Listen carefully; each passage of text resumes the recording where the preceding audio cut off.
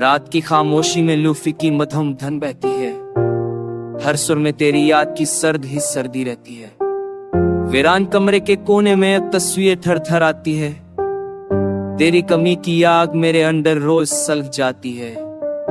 मैंने चाहा था वक्त मुझे भला देगा, हर दर्द को धीरे धीरे मला देगा, लेकिन तेरी हंसी का साए अब तक साथ चलता है। जब भी आंख बंद करो तेरा चेहरा नजर आता है।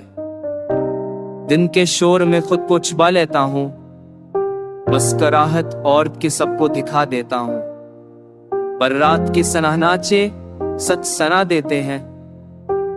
मेरे दिल के अंधेरे मुझ पर खोल देते हैं। आईने में खड़ा देखता हूँ तो अपना नहीं लगता। हर सांस अधूरी है, कोई ख्वाब पूरा नहीं लगता। तेरे वादे एक किताब थे जिनके सफ़े जल गए। मेरे यकीन के सब दिए जुदाई में बच गए। लूफी के हर साज में आंसू छुपा लेता हूँ, तेरी याद को लफ्जों में भगिया लेता हूँ। सांसों के हर सुर में तेरा ही नाम बसा है।